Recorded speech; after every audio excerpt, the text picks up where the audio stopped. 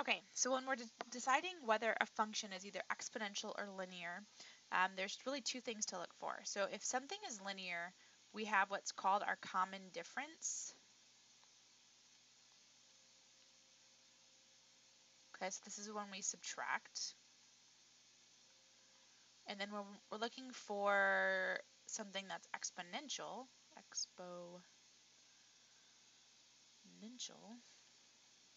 we're looking for a common ratio. Meaning that in between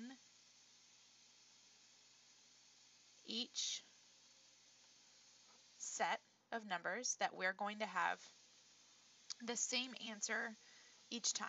Okay, so we're either increasing or decreasing by the same value, or we're multiplying by the same value. So if I test this first one from 5 to 4, I'm just looking at my y values. So if I just do a quick check, pull up my calculator, that's not what I wanted to do, bring it over here, and I check 20.25, I'm going to subtract it from 13.5. I get 6.75.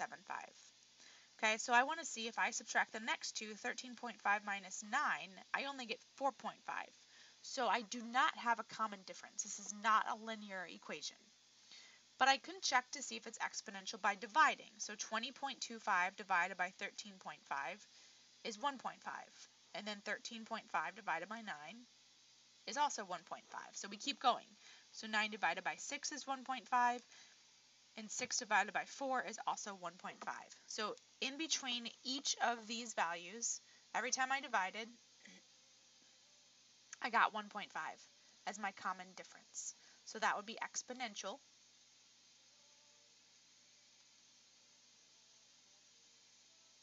I'm just going to put what it was. It was 1.5.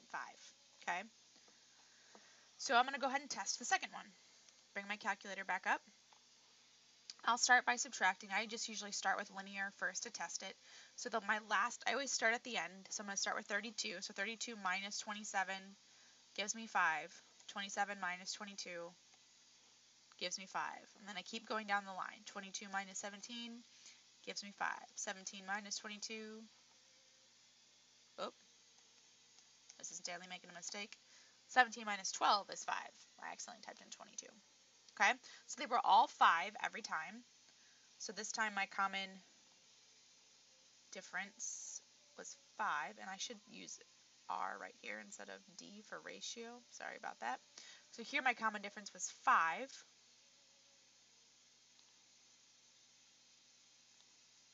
So this is linear.